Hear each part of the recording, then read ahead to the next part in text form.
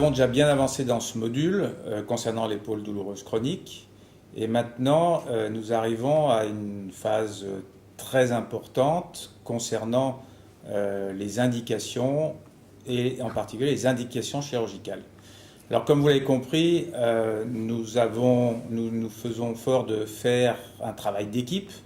La prise en charge de l'épaule doit être pluridisciplinaire avec des médecins, des radiologues et des kinésithérapeutes. Et puis bien sûr, il manque un acteur principal qui est le chirurgien.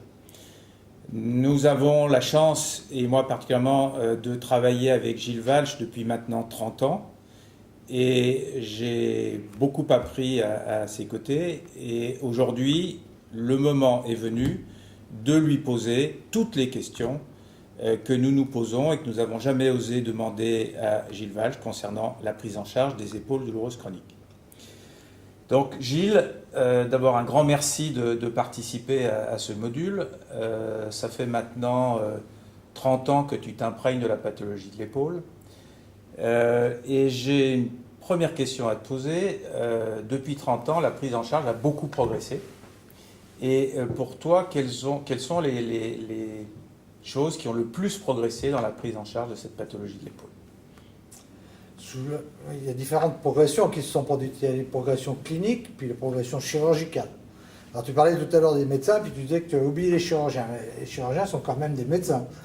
Et tu dis que tu as beaucoup appris de moi, c'est gentil. J'ai aussi beaucoup appris de toi et de la rhumatologie, puisque l'épaule est par essence vraiment une discipline commune à la frontière de la rhumatologie, de la médecine du sport, de la médecine générale, de la radiologie, de la kinésithérapie et de la chirurgie. Donc c'est vraiment une approche pluridisciplinaire de l'épaule. Et j'ai appris, grâce à cette approche pluridisciplinaire, au cours des 30 dernières années, on a vu des progrès se faire de manière assez incroyable dans l'imagerie. Quand on a commencé, on avait la radio simple, et puis point à la ligne. Et le scanner n'était pas fait du tout pour l'épaule. On avait l'arthropneumographie pour voir la coiffe des rotateurs. Puis petit à petit, on a eu l'arthroscanner, et on a découvert l'infiltration graisseuse des muscles de la coiffe. Et puis l'IRM est venu, et puis l'échographie est venue, et toute cette imagerie nous a permis, bien évidemment, de progresser dans la pathologie, de mieux comprendre, de démembrer les tendinopathies calcifiantes ou non calcifiantes, les ruptures partielles ou transfixiantes de la coiffe, l'atteinte des tendons plutôt antérieurs, plutôt postérieurs. Donc l'imagerie a été vraiment une source de progrès énorme. Ce qui a beaucoup progressé aussi, ce sont les techniques chirurgicales, puisque de plus en plus on est passé au mini-invasif et à l'arthroscopie. Et toutes les interventions que l'on faisait exclusivement à ciel ouvert au départ en 87, eh bien, petit à petit, étaient faites sous arthroscopie, et en particulier toute la pathologie de la coiffe des rotateurs et une partie de l'instabilité. Encore la prothèse qui reste assez systématiquement à ciel ouvert pour beaucoup, mais on en parlera peut-être plus tard, peut-être qu'un jour on fera ça aussi sous arthroscopie. Donc voilà, à la fois l'approche clinique et l'approche chirurgicale ont beaucoup bénéficié des progrès de la technologie, des progrès modernes. Donc les progrès, c'est l'imagerie, c'est la chirurgie, c'est un peu la rééducation quand même qui a beaucoup progressé, qui s'est simplifiée. Oui, bien sûr. Parce que ça, il faut en dire un mot. Ah oui, oui, bien sûr. Alors, les progrès en matière de rééducation, c'est effectivement une meilleure compréhension de la chose. On s'est rendu compte qu'il y avait une chose qui était capitale pour l'épaule, ce sont les amplitudes passives. Et que de vouloir faire du renforcement musculaire spécifique, non spécifique, global, alors que le patient a une limitation des amplitudes articulaires, ça n'a pas de sens. Je dis toujours aux patients, pour bien leur faire comprendre la différence entre le passif et l'actif, je leur dis, dans une voiture, vous avez le frein à main et les vitesses. Les vitesses, ce sont les muscles et les tendons, donc le mouvement actif, et le frein à main, c'est la souplesse. Est-ce qu'il vous arrive de passer les vitesses avant d'avoir desserré le frein à main? S'ils me répondent oui, je dis qu'est-ce qui se passe? Ça cale, docteur, ça va pas. Oui. Donc si vous faites travailler les muscles de l'épaule avant d'avoir assoupli l'épaule, ça va caler, ça ira jamais. Ça, on l'a compris petit à petit en voyant un peu nos échecs, en essayant de comprendre pourquoi certaines personnes restaient en raideur, en capsulite. Donc ça, il y a eu effectivement un changement radical qui s'est produit et qui nous a permis de plus en plus d'opérer les épaules. Parce qu'il y a 30 ans, ou quand on a commencé ensemble, dans le service de M. Dejour et de M. Tria, on n'opérait pas les épaules parce que le post-opératoire, c'était une catastrophe. Il fallait suivre les malades qui avaient mal tout le temps, qui étaient raides. On ne récupérait pas les amplitudes, ils étaient tous en capsulite et c'était des catastrophes, au point que les chirurgiens n'y touchaient pas. À partir du moment où on a commencé à comprendre qu'on pouvait faire des interventions d'épaule et éviter les capsulites et rééduquer les gens sans leur faire mal, grâce à la rééducation passive, Ça a tout changé. Ça a tout changé. Donc oui, effectivement. Donc là, c'est un message important, c'est-à-dire que toi, ça fait 30 ans que je t'entends dire qu'il ne faut pas opérer une épaule raide, en tout cas une coiffe avec une épaule raide. Tu n'as pas l'impression de rabâcher un peu? Si, mais je veux bien rabâcher pour éviter les bêtises. Il vaut mieux rabâcher. De toute façon, l'enseignement, c'est la répétition. Et puis, pour arriver à convaincre tout le monde, c'est toujours difficile.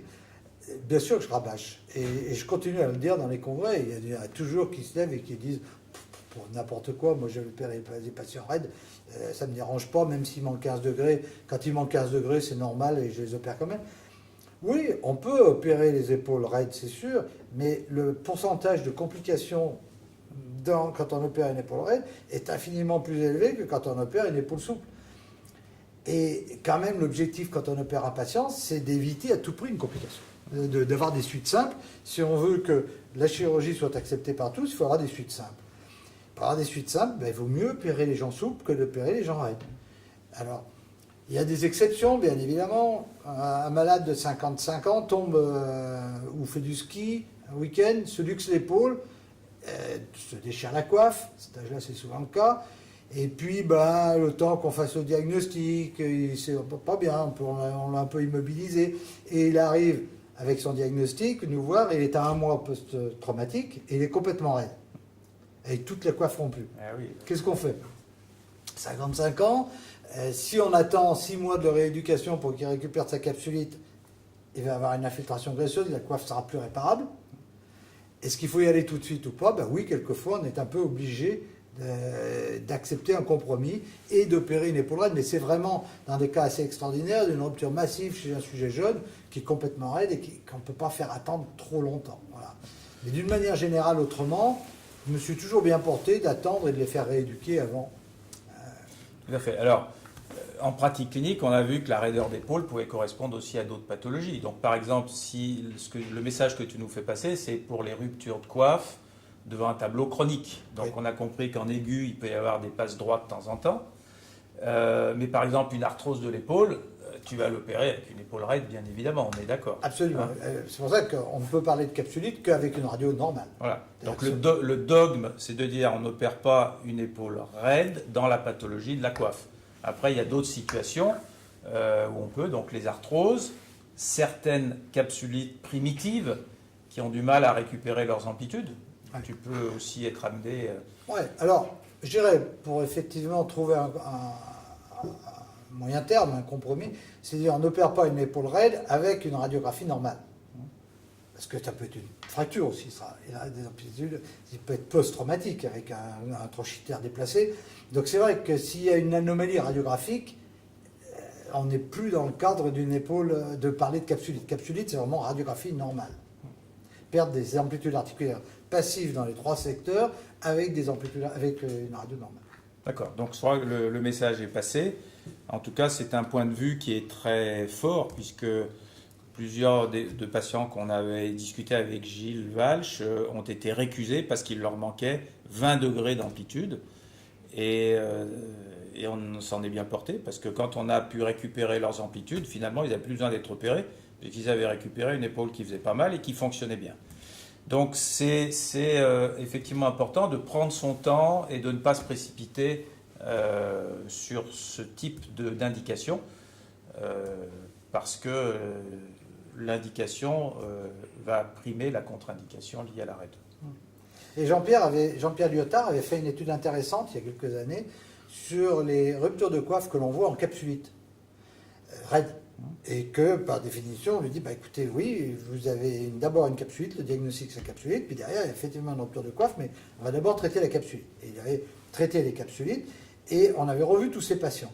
Et bien on s'était rendu compte que la moitié qui avait été traitée médicalement, qui avait récupéré leurs amplitudes articulaires, ne se plaignait plus de rien, et que seulement une moitié, se plaignaient encore, après avoir récupéré les amplitudes articulaires, de leur rupture de coiffe et donc étaient potentiellement opérés.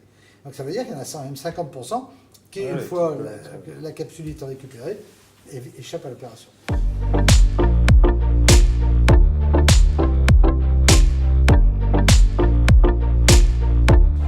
Alors, on va essayer de progresser dans notre discussion de façon assez méthodique. Alors, premier point, la rupture de la coiffe. Quels sont les éléments qui vont te pousser à réparer une lésion isolée du sus-épineux? Alors, on parle pas de technique, on parle d'indication. L'indication, oui, bien sûr. Alors, d'abord, une indication, c'est pas, on n'opère pas une rupture du sus-épineux. On opère un patient qui a une rupture du sus-épineux. Donc, les critères, c'est le patient.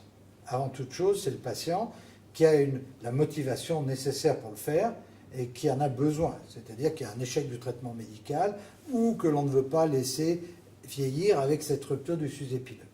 Ça veut dire quoi? Ça veut dire que d'abord, un sujet qui est jeune, qui a moins de 50 ans, qui est très actif, qui a une rupture du sus-épineux, en général, c'est une rupture de petite taille, à cet âge-là, et on a tendance effectivement à lui dire, écoutez, oui, à votre âge, vous êtes actif, vous allez difficilement pouvoir vivre en restant coude au corps, donc à votre âge, c'est préférable de le réparer pour ne pas attendre 2 ans, 5 ans, 10 ans et se retrouver devant une rupture plus importante.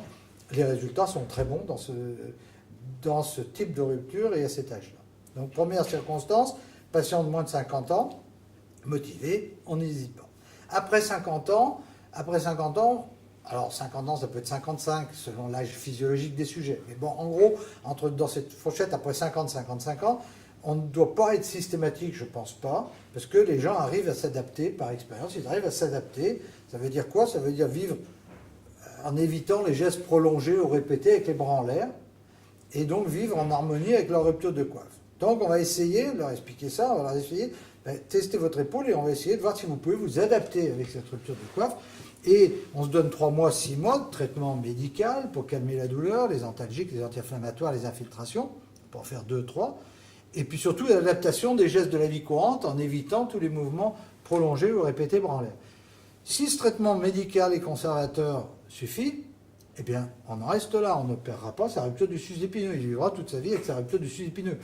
Il y a un risque d'aggravation parce qu'on se dégrade tous dans la vie, c'est vrai, mais il y a aussi la possibilité qu'il reste comme il est et qu'il n'ait jamais besoin de chirurgie.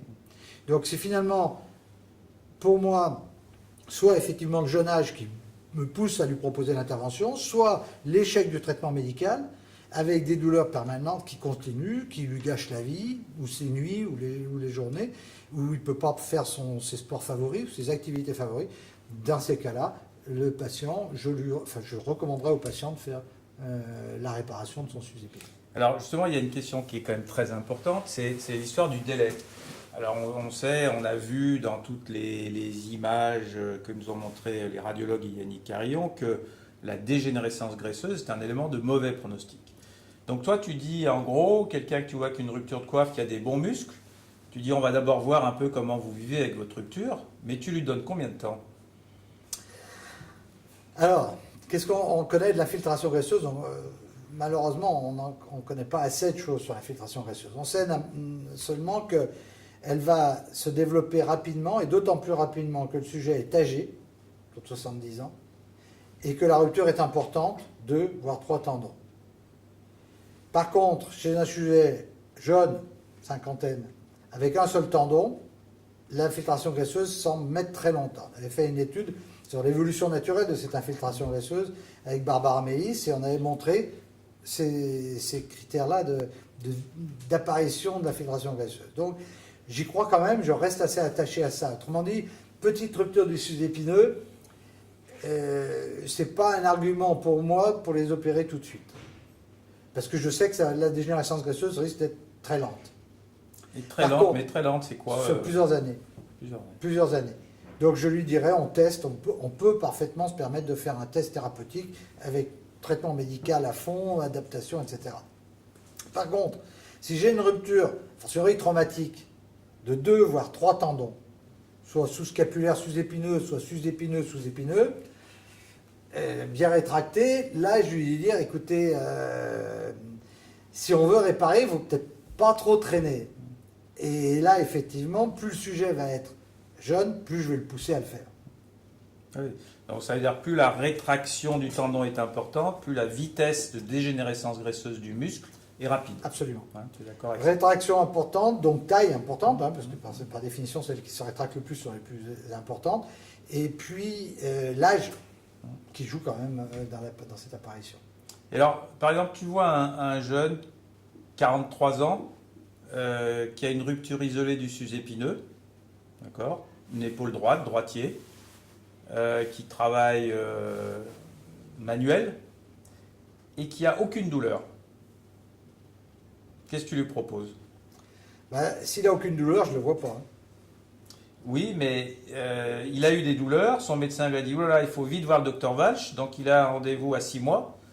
Et puis quand il arrive, il vient vers toi, il dit, bah ouais, là ça va très bien, j'ai plus mal. Bon, c'est sûr que c'est bien embêtant, c'est un cas de figure qui est embêtant. Alors j'ai plusieurs remarques à te faire. C'est-à-dire que s'il est travailleur manuel, travailler avec les bras en l'air, avec une rupture du sus-épineux, Il y a peu de chance. il y a peu de chance pour qu'il continue à travailler avec les bras en l'air. Peut-être qu'il s'est déjà adapté, qu'il a compris qu'il n'allait plus faire des plafonds, qu'il n'allait plus tailler les haies ou qu'il n'allait plus faire du bodybuilding. Il a commencé à s'adapter s'il a plus mal. Donc s'il s'est adapté, a priori, je ne ferais pas mieux que la nature, que l'adaptation. Il est mieux, donc il faut le laisser faire a priori et lui expliquer simplement.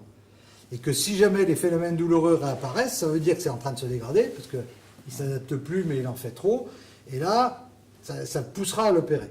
Voilà, ça, c'est ce que je dirais, je lui expliquerai, parce qu'ils sont quand même capables de comprendre. Je lui expliquerai ça, puis je lui dirai, bon, maintenant, il y a une autre manière de voir les choses, c'est que vous avez 43 ans, donc 40 ans à vivre au minimum pour votre épaule, et votre tendon, il ne peut pas cicatriser tout seul, c'est sûr, il ne peut que se dégrader. Au mieux, il restera comme il est, au pire, il se dégrade. Donc à 43 ans, chez quelqu'un qui, par définition, est très actif, vous êtes travailleur manuel, tu me l'as dit, ça va pas aller. La logique, quand même, consisterait à lui dire, même si vous allez très bien, il vaudrait peut-être mieux vous réparer quand même à votre âge avec votre métier. Alors, il y a quand même donc un message important que je perçois, c'est que tu fais jamais de chirurgie préventive quand même. Non. Hein, on est d'accord en matière de coiffe. Hein. Ouais. Donc tu sais très bien, si tu lui dis de vivre normalement et qu'il a un travail manuel avec une rupture du sus-épineux, il va forcément revenir à un moment ou à un autre. Voilà. Ouais. Et comme on sait que le temps d'évolution est relativement lent, il n'y a pas d'urgence, il n'y a pas le feu au lac et on peut aller... Voilà, moi je crois que la coiffe des rotateurs est au carrefour de la rhumatologie, de la médecine générale, de la rééducation, de la chirurgie. Et il faut vraiment savoir ce qu'il est possible de faire avec une rupture de coiffe. Il y a beaucoup de choses qui sont possibles. Il y a quand même des quantités de gens que vous traitez médicalement qui vont bien. Donc, être systématique en matière de coiffe, c'est difficile. On a des critères parce qu'on sait par expérience que, comme on a dit, à 44 ans, travailleur manuel avec les bras en l'air, ça ne doit pas passer normalement. Mais bon, toutes les exceptions existent et il faut être prudent. D'où l'importance de se parler entre médecins et chirurgiens. Absolument. Hein, d'accord. Il ne faut pas être Absolument. chacun dans son coin. Absolument. Et on s'envoie des malades respectivement, toi comme moi, on s'envoie pour dire qu'est-ce que tu en penses, est-ce que tu veux tenter le traitement médical ou tenter le traitement chirurgical, tu penses qu'il faut opérer ou pas opérer, on le fait sans arrêt et c'est très bien. Parce que d'abord ça conforte le malade est rassuré, il n'y a pas d'opposition entre nous, on n'essaye pas de tirer la couverture à l'un ou à l'autre et ça marche très très bien. Quoi. Donc un des messages, c'est dialoguer avec vos correspondants chirurgiens. C'est des gens qui sont capables de parler. Ah ouais. Hein. Nous, on a eu la chance quand même au centre Santi. Quand même, on est maintenant, en parlant que de la spécialité d'épaule, on est 5 chirurgiens d'épaule. Il y a 4 rhumatologues qui travaillent avec Eric Noël et on continue à travailler ensemble. Donc il n'y a pas de rivalité et au contraire, je pense qu'on fonctionne mieux en étant en équipe comme ça. Les patients vont y gagner, ça c'est une certitude. Alors, j'ai une autre question. Est-ce qu'il y a une limite d'âge pour réparer une rupture de la coiffe des rotateurs? Raisonnable, je dirais qu'il y a une limite raisonnable. Et qu'au-delà de 85 ans, c'est peut-être pas très logique d'aller proposer de réparer un tendon parce que les chances de cicatrisation sont quand même diminuées, fortement diminuées pour ne pas dire plus. Donc oui, je crois qu'il faut être raisonnable au-delà d'une âge chronologique limite. Les personnes âgées au-delà de 85 ans, c'est non. Maintenant, Même au-dessus de 70 ans, il y a une étude de la Société française d'arthroscopie qui a été faite il y a quelques années, qui avait montré que le résultat des réparations après 70 ans était tout aussi bon que le résultat des réparations avant 70 ans. Donc, les indications ne sont pas les mêmes, bien évidemment. La demande des gens n'est pas la même, bien évidemment.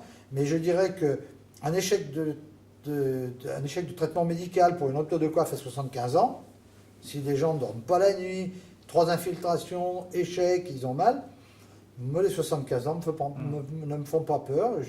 J'explique aux patients que l'objectif numéro 1 va être d'enlever la douleur, essentiellement, garder les amplitudes complètes. Par contre, la force à 75 ans, ils ne demandent pas de la récupérer, ils ne vont pas la récupérer. Donc, le patient doit le comprendre, je crois que c'est tout simple de lui expliquer. Et l'âge n'est pas une contre-indication pour moi dans ce cas-là. D'autant que maintenant, vous faites, entre guillemets, des réparations partielles. C'est-à-dire que si la coiffe n'est pas complètement réinsérable, c'est déjà un plus. Et puis, l'utilisation de l'arthroscopie a quand même transformé les suites en particulier. Absolument. Tu es d'accord ? Absolument. Ouais, absolument. On voit de temps en temps certaines ruptures de coiffe qui sont traitées par la mise en place de prothèses inversées. Des ruptures de coiffe massives chez des gens âgés. Qu'est-ce que tu en penses ? Enfin, ça te choque ? Oui. Oui. Certaines fois, oui. Pas toujours. Pour moi, l'indication d'une prothèse inversée, c'est lorsqu'il n'y a pas d'autre solution. Pas d'autre bonne solution. Or, quand tu parles d'une rupture de coiffe, il y a quelques cas où effectivement il n'y a pas d'autre solution que la prothèse inversée. C'est quoi ces cas-là ? Ben, pour moi, il y a 2 exceptions. C'est les gens qui sont pseudo-paralytiques, chroniques, c'est-à-dire qui ont une rupture massive antérieure, supérieure et postérieure, et qui ont perdu l'élévation active, qui ont encore leur mobilité passive. Donc c'est vraiment la définition de l'épaule pseudo-paralytique.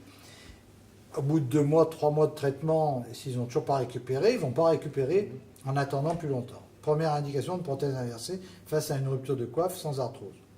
Deuxième indication, certaines ruptures antérieures et antéro-supérieures se mettent en subluxation antérieure statique, sous-coracoïdienne, et ces gens-là, même s'ils ont quelquefois une élévation antérieure qui persiste, elle est très douloureuse, et toute la chirurgie, quelle qu'elle soit, n'arrive pas à recentrer la tête de l'humérus, et il reste en subluxation antérieure statique, et la chirurgie de la coiffe ne marche pas pour ces cas-là. Donc c'est la deuxième exception pour moi pour faire une prothèse inversée dans les ruptures de coiffe sans arthrose. Maintenant, tous les autres cas de rupture de coiffe, à mon sens, c'est un problème de douleur, c'est un problème de raideur, et ce n'est pas une indication de prothèse inversée. Pour moi, il y a une autre solution, ça peut être soit la rééducation, soit un traitement chirurgical ou arthroscopique pour réparer la coiffe, pour faire une ténodèse du biceps, soit une ténotomie du biceps. Mais il n'y a pas de raison, sous prétexte que le patient a plus de 70 ans, par exemple, de traiter une rupture de coiffe par une prothèse inversée. C'est un excès qui me choque. Donc là, en fait, tu nous donnes, on reparlera de la prothèse dans un instant, mais là, tu nous donnes en fait des exceptions qui confirment la règle. C'est-à-dire que la chirurgie prothétique, c'est une chirurgie de l'arthrose. Et puis, il y a par extension des exceptions qui ne doivent pas nous faire sortir de notre règle habituelle pour poser les indications. Tu es d'accord ? Oui, tout à fait d'accord. Alors, on parle un peu d'imagerie. Et là, donc, il y a Yannick Carillon qui t'a posé une petite question qui va te faire plaisir. Anodine.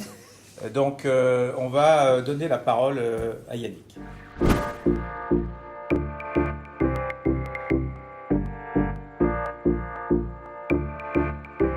Alors Gilles, pour contre-indiquer une réparation de la coiffe, est-ce que tu te serviras plus de la taille de la lésion ou bien de l'amyotrophie ?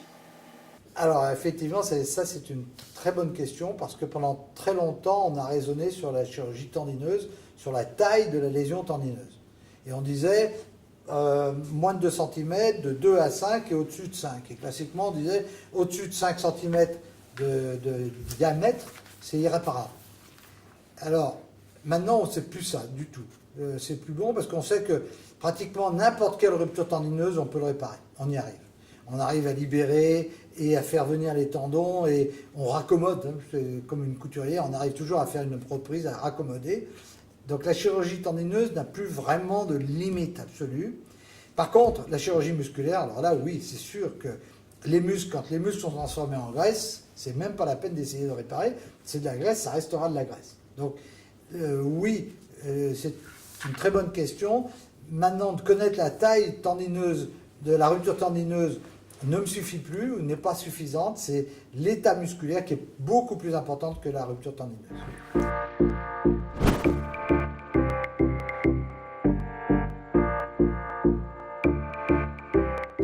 Qu'est-ce qui fait mal dans le conflit postéro-supérieur? C'est le tendon, manifestement. C'est la répétition des traumatismes du sus-épineux contre le bourrelet postéro-supérieur. Le conflit postéro-supérieur, c'est un conflit qui se produit lors des mouvements d'armée du bras. Donc on observe chez les lanceurs, les handballeurs, les volleyeurs, les tennisman, les lanceurs de javelot, qui, à force de faire ces mouvements répétés d'armée du bras, dans cette position, écrasent le tendon du sus-épineux sur le bord postéro-supérieur de la gaine. Et c'est cet écrasement répétitif qui conduit dans un premier temps à des tendinites, tendinopathie post-traumatique du tendon, et puis peu à peu à des ruptures partielles de la face profonde du tendon. Mais ce qui fait mal, je ne pense pas que ce soit le bourrelet, parce qu'il y a de nombreux exemples où on s'est rendu compte que le bourrelet postérieur, on pouvait le mettre ou l'enlever, on ne changeait rien à la symptomatologie. Par contre, la pathologie tendineuse, on sait qu'elle est douloureuse et la douleur vient du tendon. Donc le sus-épineux pour répondre en simple à la question. Et puis, voilà, Yannick nous a fait part de ses questions, de ses interrogations. Annick Padet, qu'on a donc vu à l'œuvre tout au long de ce module, a également une ou deux questions à te poser. Et comme tu le sais, c'est souvent des questions très perspicaces, parce qu'Annick, elle travaille sur l'épaule depuis aussi longtemps que nous. Donc, c'est bien qu'elle soit beaucoup plus jeune, quand même. Oui, elle est bien plus jeune, mais c'est forcément une bonne question. Donc, Annick.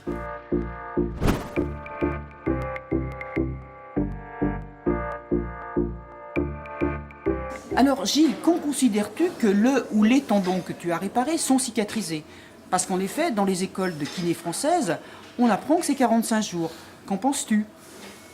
Alors, merci Annick de cette très bonne question. Alors, effectivement, certains chirurgiens pensent qu'on peut faire de la rééducation active très rapidement après une chirurgie de la coiffe des rotateurs. Personnellement, moi j'ai été formé à l'école de 2 jours où on respectait la chirurgie de réparation ligamentaire et tendineuse, et en particulier les tendons. Le temps total de cicatrisation des tendons, c'est 6 mois. Donc si on veut pouvoir forcer sur un tendon et attendre une résistance normale, c'est 6 mois de cicatrisation. Maintenant, c'est vrai que dans la vie de tous les jours, on n'a pas besoin toujours d'une résistance strictement normale. Donc, c'est vrai qu'à partir de 45 jours, 2 mois, on peut autoriser une mobilisation active. Donc, on peut laisser les gens vivre et se servir du bras dans la vie quotidienne, même si on n'a pas encore une cicatrisation totale. Un petit peu de la même manière qu'un ligament croisé antérieur. On autorise les gens à marcher avant de reprendre le foot à 6 mois. Eh bien, en matière de coiffe de rotateur, c'est pareil. À 2 mois, ils peuvent avoir une vie quotidienne, mais ils ne forcent pas, on ne fait pas de renforcement musculaire, ça ne sert à rien, si ce n'est que ça crée des douleurs, des capsulites. On ne fait pas de renforcement musculaire à 45 jours, à 2 mois ou 2 mois et demi. On demande aux gens de s'en servir dans la vie de tous les jours, ce qui constitue un renforcement musculaire. On leur demande de continuer à s'étirer, ce qui va contribuer à redonner du tonus musculaire. On leur demande de nager, ce qui va contribuer aussi à beaucoup à les renforcer, mais on ne fait pas de renforcement musculaire actif avant 6 mois.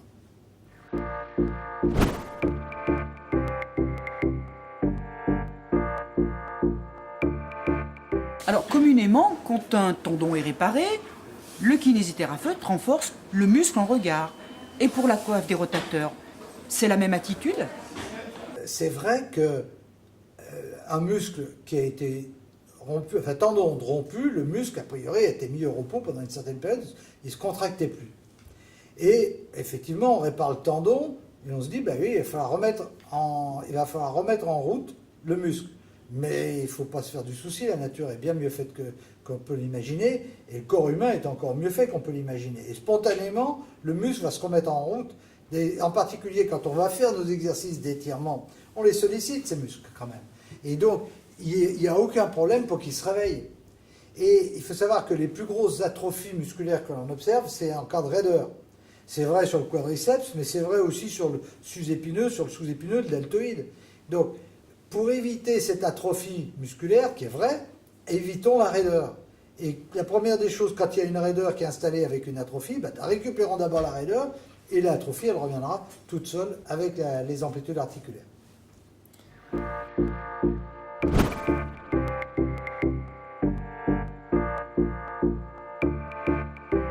Alors Gilles, quand je fais faire ce mouvement à mes patients pour assouplir leur épaule, est-ce que ça tire sur les tendons réparés? Oui, alors ça, effectivement, c'est quelque chose qui court un petit peu dans l'intellect humain, de penser que de faire bouger les gens, et en particulier leur faire ça, c'est complètement absurde après une réparation. Et c'est vrai que moi, quelques malades me disent, mais attendez, je ne comprends pas, vous m'interdisez de prendre quelque chose sur la table pour faire un tout petit mouvement tout bête, tout simple, et à côté de ça, vous me demandez d'aller faire des grands mouvements au-dessus de la tête. Et oui, c'est complètement différent, parce qu'il faut bien comprendre que les tendons de la coiffe des rotateurs sont en course longue, coup de corps, donc dans cette position, ils sont allongés au maximum, alors que plus vous allez monter, plus ils seront en course courte, c'est-à-dire que plus le tendon et le muscle seront raccourcis. Donc l'idéal serait de mettre tous les patients qui ont une réparation des tendons dans la position bras en l'air, parce que là, il n'y a pas de tension du tout, et ça irait très bien. On ne peut pas les mettre comme ça, mais c'est pour vous dire qu'il n'y a absolument aucun risque en post-opératoire à leur faire des amplitudes articulaires, parce qu'on ne tire pas sur le tendon, il se détend en levant le bras. Et la pire des positions, c'est la position coup de corps, pour le tendon. Donc, ne pensez pas qu'en levant le bras ou en allant au zénith, vous allez étirer sur les tendons. Alors, comme le dit Annick, c'est vrai, sur le sous-scapulaire, c'est un peu différent. Parce que le sous-scapulaire, effectivement, il est court en position de rotation interne. On ne peut pas les laisser en rotation interne. Donc, il faut les faire bouger un peu, faire de la rotation externe. Et ça, c'est vrai qu'on va tirer sur le tendon. Donc, pour le sous-scapulaire, il faut faire attention, effectivement, à ne pas les faire travailler trop en rotation externe forcée pendant les 2 premiers mois.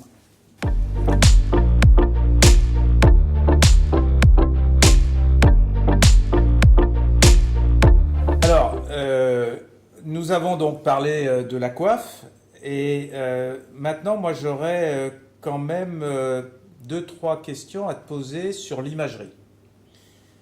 La première question, est-ce que tu es toujours d'accord avec les interprétations écrites des radiologues, tu sais, les petites lignes de conclusion d'un arthroscanner ou d'une IRM? Non, il ne faut pas faire de langue de bois, non. Ouais. Non, parce que il en va des radiologues comme des chirurgiens ou des médecins. Hein. Il y a des gens qui sont spécialisés, plus ou moins. Et malheureusement, les radiologues n'ont pas toujours une étiquette ostéo-articulaire. Et bien souvent, les radiologues ont à faire aussi bien l'IRM de l'épaule que l'IRM de la tête ou l'IRM du foie ou de que sais-je. Donc ils sont obligés de connaître toutes les pathologies. À partir du moment où ils traitent toutes les pathologies, ils ne peuvent pas les connaître forcément aussi bien que les gens qui ne font que de l'épaule, par exemple. Donc, j'avoue personnellement que je ne regarde pas les comptes rendus des radiologues, si ce n'est pour répondre aux questions des patients. Parce que les patients disent, mais je ne comprends pas, docteur, regardez, le docteur, il a marqué ça sur le truc. Donc là, je suis obligé de le lire et puis dire, bah oui, on peut interpréter les choses comme ça, bon, c'est pas faux, mais il y a des choses plus importantes qui sont celles que je vous ai expliquées. Donc, oui, dans ces cas-là, je les lis, je regarde et j'explique, parce que je pense que c'est notre rôle. C'est pas très facile, parce que quand un truc est écrit noir sur blanc sur un compte-rendu, le patient, il l'a dans la tête. D'où l'intérêt encore de travailler en équipe, et à Lyon, on a de la chance pour ça, puisqu'on a un colloque multidisciplinaire régulièrement ensemble, et on échange sur nos problèmes respectifs, et on a déjà expliqué aux radiologues que c'était dur, quand il y avait marqué slap lésion dans le compte-rendu, de dire aux patients, vous n'avez rien du tout, il ne faut pas vous opérer. Et donc, la communication avec les radiologues nous a permis peu à peu de leur expliquer qu'il y a certains diagnostics qui ne nous rendent pas service. Bon, et à partir de là, la plus souvent dans la région, on n'a plus ce genre de problème-là. Maintenant, effectivement, quand ça arrive et que le patient a dit « Docteur, regardez, j'ai une lésion du bourrelet, il faut m'opérer parce que tout le monde l'a dit, et c'est même marqué là », j'explique que oui, je peux l'opérer, mais j'ai aucune garantie de succès, que peut-être qu'il aura toujours aussi mal après l'opération qu'avant.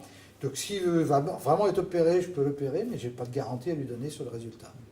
Et en général, à demi-mot, les gens comprennent que c'est pas quelque chose qui était... Tu restes très déontologique, c'est bien.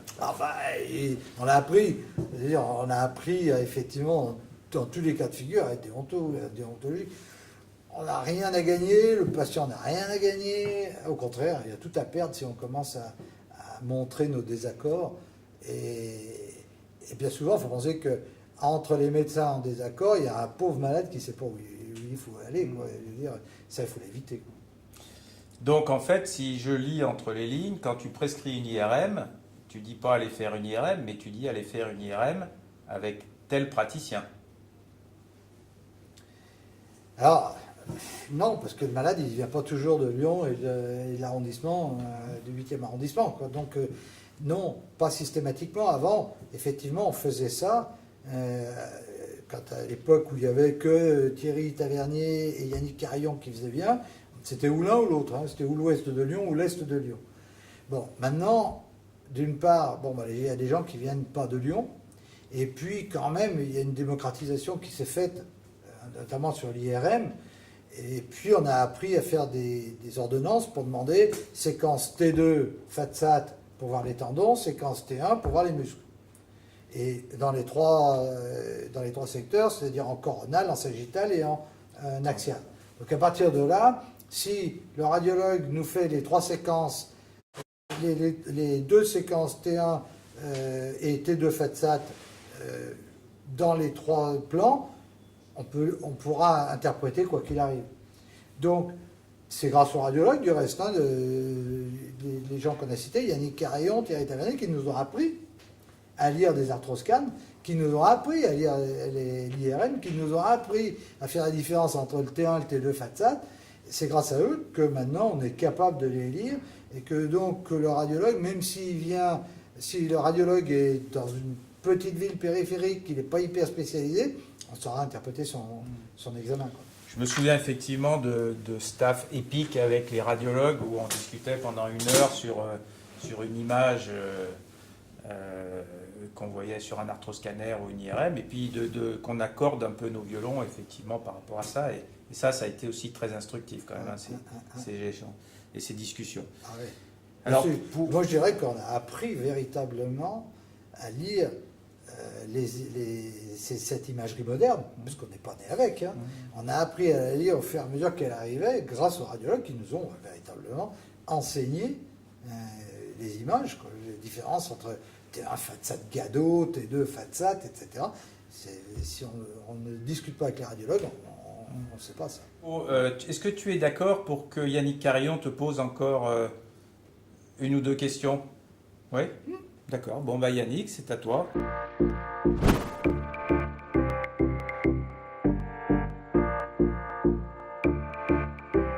Est-ce qu'il t'est déjà arrivé d'opérer un patient sans arthroscanner ni IRM?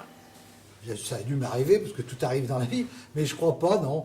Je ne crois pas. Pour moi, ça fait partie effectivement de la réflexion préopératoire, du bilan d'imagerie préopératoire. C'est plus tellement, comme je l'ai dit tout à l'heure, c'est plus tellement l'état tendineux qui m'inquiète. Parce que l'état tendineux, on sait que de toute façon, on va pouvoir réparer, on arrivera à réparer, à faire venir les tendons et à compenser les ruptures ou fermer les ruptures. Par contre, l'état musculaire est fondamental et ça, moi, je n'ai pas l'examen clinique. Mon examen clinique ne permet pas de connaître l'état d'infiltration graisseuse des muscles. Je ne parle pas tellement de l'atrophie, pas tellement de l'atrophie est réversible. Par contre, l'infiltration graisseuse n'est pas réversible. Donc, s'il y a une infiltration graisseuse préopératoire, je veux le savoir, le dire à mon patient, puis lui dire qu'en général, ils ne récupéreront pas la force. Donc c'est quand même important.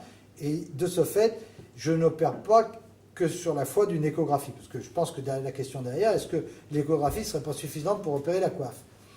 Oui, l'échographie me permettra de dire c'est une rupture de tendon sous-épineuse sous scap, luxation du biceps, etc.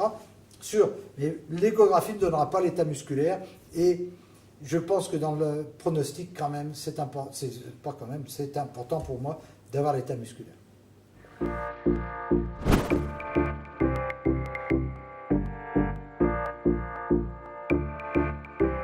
Est-ce que tu t'intéresses dans ton métier de concepteur à ce que les prothèses d'épaule soient le moins ferromagnétiques possible pour pouvoir passer en IRM? Non, alors là, pas du tout. C'est pas du tout notre souci. Excuse-nous pour ça. Mais quand on met au point une prothèse, c'est pas pour savoir si elle va pouvoir passer à l'IRM après ou pas. Bien que je comprends effectivement, parce que toi, tu es confronté à ça souvent. Et puis nous, quand on veut faire une IRM, ou une imagerie après nos prothèses, c'est l'arthroscan, mais c'est pas l'IRM passe pas. Parce que ça fait effectivement trop d'artefacts. Alors, c'est vrai qu'il y a des prothèses en pyrocarbone qui sont en train d'être développées, mais très honnêtement, les prothèses en pyrocarbone, on ne les développe pas parce que ça passe mieux à l'IRM. C'est parce que le pyrocarbone a des propriétés tribologiques qui sont plus favorables que le métal, que ce soit le chrome cobalt ou le titane, et parce que le coefficient de friction est plus proche de celui de l'os, le degré de résistance est également plus proche de celui de l'os. On développe ce pyrocarbone pour ces raisons-là. Excuse-moi, mais pas franchement pour passer nos malades à l'IRM derrière, bien que je comprends ton intérêt et bien que ce soit un intérêt important. Pour en terminer avec l'imagerie et la radiologie, est-ce que tu as un message à faire passer, très, très court, très synthétique aux radiologues? Message à faire passer aux radiologues. Non, les radiologues de nos jours sont en général, enfin chez nous, on a la chance d'avoir des radiologues qui sont spécialisés quand même. Donc on se tient tout le temps au courant de tout. Alors, ce discours est bien sûr destiné à d'autres radiologues qui ne sont pas lyonnais. Donc le message qu'on a souvent fait passer, ne nous parlez pas trop de slap lésion parce que c'est des aspects qui sont le plus souvent normaux et on n'a pas du tout envie d'aller opérer toutes les slap lésions des gens. Donc ce genre de diagnostic, c'est mieux de l'éviter, mais ça nous laisse la possibilité de dire aux patients ce qu'il en est exactement. L'échographie se développe de plus en plus. Pour moi, elle remplace un bon examen clinique, l'échographie. Elle est capable de nous dire si oui ou non il y a une rupture d'un tendon, 2 tendons, 3 tendons. En revanche, elle ne permet pas d'analyser l'état exact des moignons tendineux et surtout des muscles.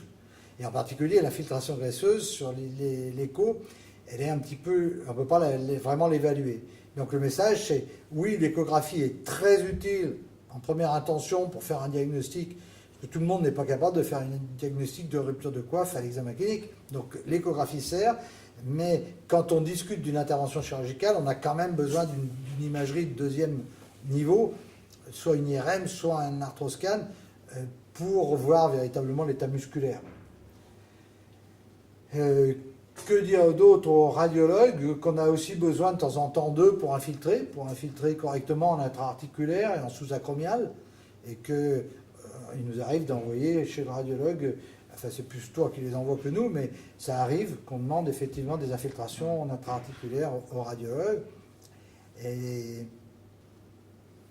oui, donc tu veux dire que le radiologue, il fait partie intégrante de l'équipe et oui. que le dialogue avec le radiologue est aussi important que le dialogue entre le rhumatologue et le chirurgien. Oui, là tu m'as pris un peu de cours. Quel message à faire passer au radiologue? Le message, il est tellement naturel, qu'il travaille tellement avec nous en permanence qu'il n'y a pas de message spécifique. J'avais une petite arrière-pensée, c'est-à-dire que moi, ce que je n'aime pas trop, c'est quand les radiologues posent des indications disant indications chirurgicales, ce qui arrive parfois.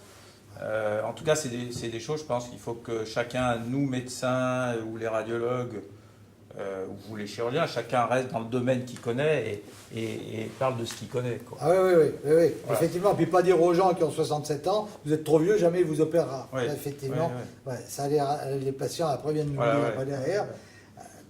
Non, c'est pas effectivement. Là, je peux constituer une contre-indication dans un certain nombre de cas, mais pas systématiquement, et c'est pas parce qu'il a 67 ans que le patient n'est pas opérable. Donc ça, effectivement, demander au radiologue de ne pas être catégorique comme ça. D'être mesuré dans les... Ouais.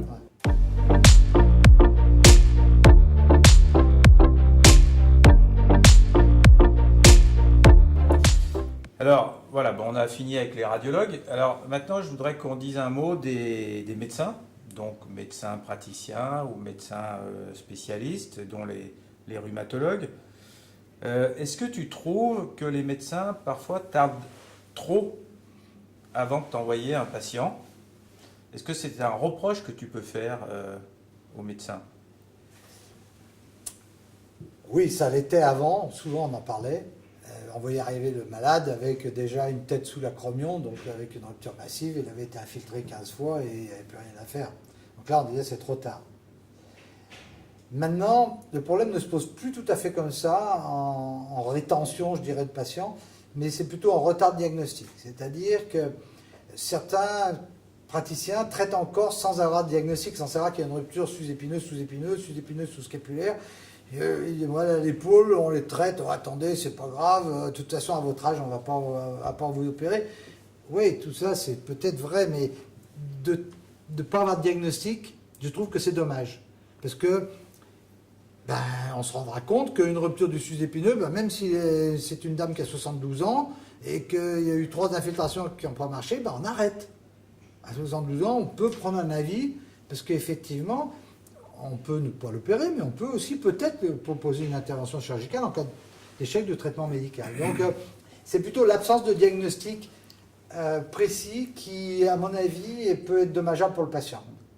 Alors ça va bien dans le sens de ce qu'on a dit tout au long de ce module, c'est-à-dire que la démarche, c'est de mettre une étiquette diagnostique. Ouais. Et donc cette démarche, elle est faite grâce à l'interrogatoire, l'examen clinique, l'imagerie de première intention. Et aujourd'hui, on ne va pas dire au patient, je vais vous infiltrer, vous avez une PSH. Non, aujourd'hui, il faut faire une démarche diagnostique. Et donc, toi, tu es bon, ça ne me surprend pas, mais tu es dans la même lignée que ça, absolument. Ouais, donc, il faut... Alors, on a commencé quand même avec la chirurgie de l'épaule et la chirurgie de la coiffe, tout, par un démembrement. Ouais. Démembrement de la périarthrite. En calcification, rupture partielle, capsuite, rupture transfixiante, du SUSEP, du sous-scap. Il a fallu démembrer tout ça. Donc faire des diagnostics précis et effectivement ne plus traiter une épaule douloureuse, mais traiter effectivement une pathologie. Et à chaque pathologie, essayer d'apporter une réponse logique, sensée et raisonnable. Alors ça, effectivement, et donc nous les rhumatologues, on est très fiers de l'école de 16, mais l'école de 16 était sur des éléments cliniques. Et c'est à la suite des progrès d'imagerie qu'on a à ce moment-là fait évoluer le mode de réflexion et le mode des indications. Ouais, l'épaule en 4 mots. Mais on a appris ça à la fac. Ouais, on a nos lettres quand même. On apprenait ça à la fac. Ouais. Et c'est vrai que on a, je dirais que pendant tout notre internat, on en restait avec ça. Alors là, je voudrais juste revenir sur une anecdote. Je ne sais pas si tu te rappelles, au début, tu étais jeune chef de clinique, tu avais pris en charge une patiente qui avait par ailleurs vu un professeur de rhumatologie. Et cette patiente, elle est venue vers toi en te disant voilà, j'ai trop mal, qu'est-ce qu'on peut faire? Et le professeur de rhumatologie l'avait traité et lui avait dit mais de toute façon, vous n'avez pas de rupture de coiffe puisque vous levez votre bras. Tu te rappelles de ça? Très bien. Est-ce que ça t'a fait... Je me rappelle très bien du professeur qui, je crois, est décédé depuis cette période. Et j'avais été tellement soufflé que pas le professeur de rhumato puisse lui dire ça, que j'avais pris le dossier et que j'étais allé voir le patron. Le patron en question, il n'avait pas tellement apprécié ma démarche. Et je crois que c'était une réaction d'un jeune chef de clinique qui était peut-être pas tout à fait raisonné et qui servait à rien. Parce que si effectivement le patron avait dit ça, il était passé par un jeune chef de clinique d'aller lui expliquer qu'on pouvait lever le bras avec une rupture de la coiffe. Donc oui, mais il y a eu un changement depuis. C'est-à-dire que les rhumatologues, ça remonte à 20 ou 30 ans, à cette époque-là, ne connaissaient pas les ruptures de coiffe comme on les connaît aujourd'hui. C'est vrai que, oui, comme tu dis, les choses ont évolué et heureusement qu'on a évolué tous ensemble, quoi.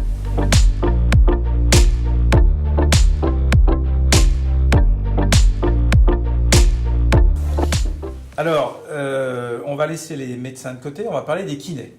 Alors, les kinés sont des personnages extrêmement importants dans la prise en charge.